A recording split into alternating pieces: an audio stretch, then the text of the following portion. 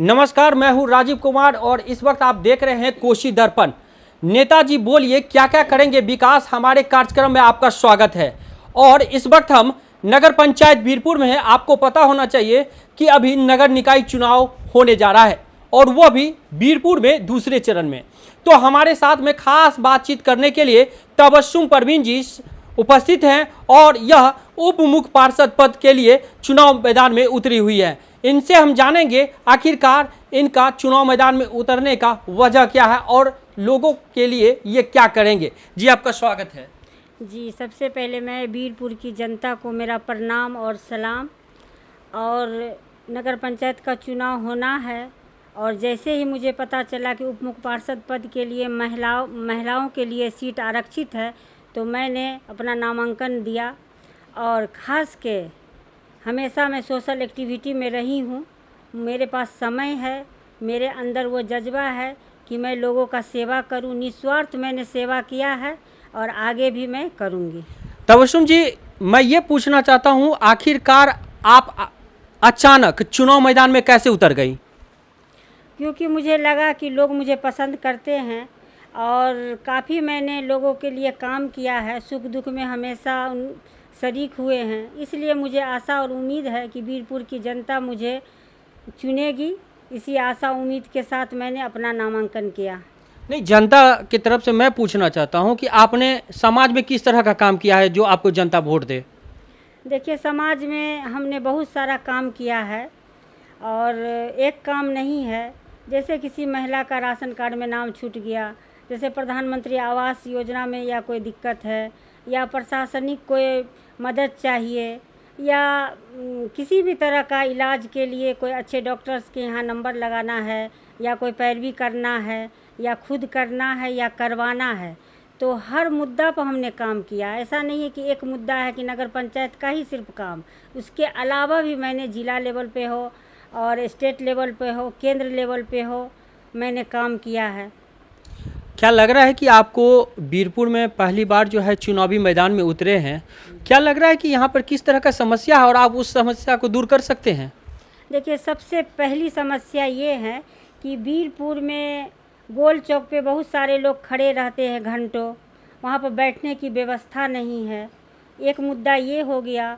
दूसरा हो गया जल निकासी की समस्या। बहुत जगह जो है जल निकासी नहीं हो पा रहा, जिस कारण से बीमारी फैल रहा है। तीसरा मुद्दा ये हुआ, जो किसी व्यक्ति के मरने के बाद जो अंतिम संस्कार होता है, वो अंतिम संस्कार के लिए नगर पंचायत की तरफ से एक जो होना चाहिए सेट, जहाँ पर अंतिम संस्कार हो, अच्छे से लोग जाकर बैठ के वहाँ पर अंतिम संस्कार कर सके, वो व्यवस्था होनी चाहिए।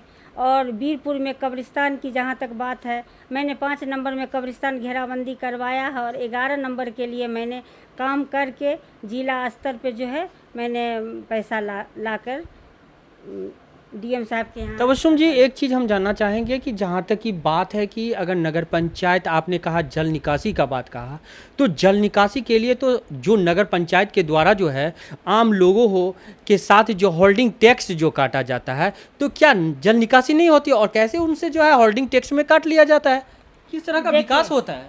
देखिए, बहुत सारे लोग ऐसे हैं जो उनको इतना होल्डिंग दे दिया गया है कि वो कटाने में भी असमर्थ है और उसे सरकार का कोई योजना नहीं मिला है। और ऐसे ऐसे व्यक्ति को योजना मिला है जो पहले से ही अच्छे परिवार के लोग हैं।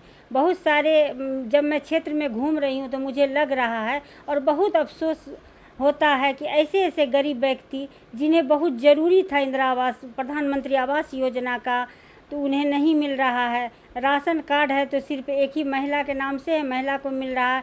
उनके बच्चों का नाम जोड़ने के लिए वो खुद सक्षम नहीं है कि कहाँ जाएं और नाम मेरा जुड़ा जाए। वो दर बदर इधर उधर ठोकर खा रही है और उनका जो है नाम भी नहीं जुड़ रहा है। चलिए तबस्सुम जी, हम थोड़ा सा रोकेंगे आपको। अगर ये बात अगर आपने उठाया तो हम ये भी बात पूछना चाहेंगे कि नगर पंचायत कार्यालय की बात कहे तो कहीं नहीं लगता है कि वहाँ पे जो है आम लोगों को जो है शोषण किया जाता है? अगर जहाँ तक की बात कर ले, वृद्धा पेंशन की बात कर ले, आवास योजना की बात कर ले, या कई ऐसे स्कीम है तो उनको जो है चक्कर काटना पड़ता है, क्या लगता है कि उनको सही से मिल जाता है? किस नज़रिया से देखते हैं? देखिए, सरकार का जो भी योजना है और सरकार देती है गरीब गुरबा के लिए, लेकिन गरीब गुरबा तक पहुँचते पहुँचते बहुत सारे लोग जो हैं इसको बहुत तरह से किस तरह का लोग कहते हैं, बिचौलिया कहते हैं या दलाल कहते हैं? नहीं, ऐसे व्यक्ति जिन्हें लोगों ने चुन कर भेजा नगर पंचायत में, तो वो प्रतिनिधि है? प्रतिनिधि हैं, वो अभी भी प्रतिनिधि हैं। उन्हें भेजा गया है। जब प्रधानमंत्री आवास योजना में 2 लाख रुपया मिलता है तो उसके लिए जो है एक एक दीवार का पैसा ही खा जाते हैं। कितना ये है। क्या हमारे शो के माध्यम से अगर बताना चाहेंगे, क्योंकि जनता पूछती है, जो ऐसे व्यक्ति हैं तो उनका नाम भी तो पता चलना चाहिए। देखिए, समय जो है ना खुद उनको जो है लथाड़ मारेगी, और जनता भी, नगर पंचायत की जनता जग चुकी है। ऐसे ऐसे व्यक्तियों के लिए हिसाब किताब करेगी वो अपने वोट के द्वारा। और ये बहुत ही अच्छा किए बिहार सरकार की वोटिंग के द्वारा जो है उपचुनाव, उप चेयरमैन का और उप मुख्य पार्षद का चुनाव जो है वोटिंग से हो। कहीं आपका इशारा तो पूर्व के दिनों किए हुए काम पर तो नहीं है? जी 100% है। ऐसा नहीं है, हम देखते हैं उन लोग ऐसे ऐसे व्यक्ति जीत कर जाते हैं जिनके अंदर मानवता नहीं है।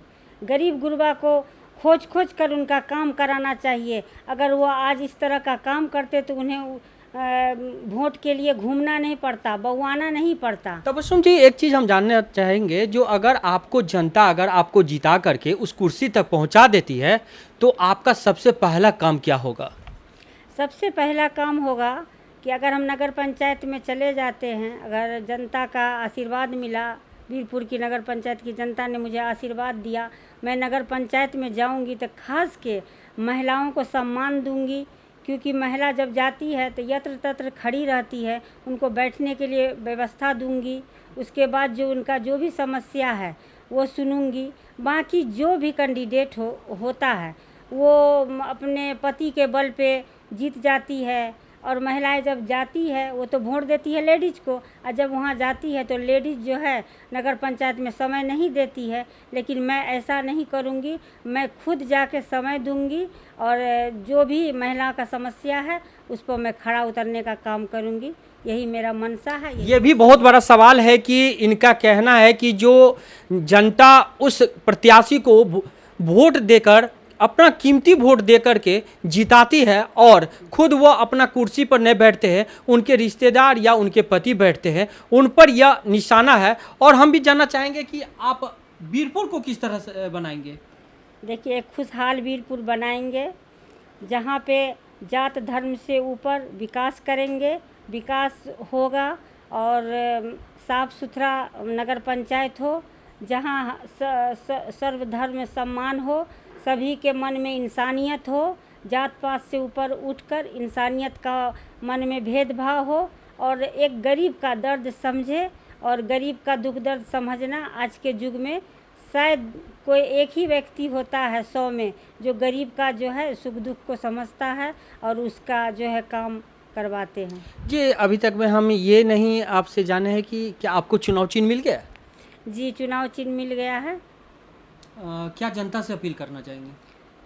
मैं वीरपुर की नगर पंचायत की जनता से आग्रह करती हूँ, अनुरोध करती हूँ कि आप मुझे अपना मत दे।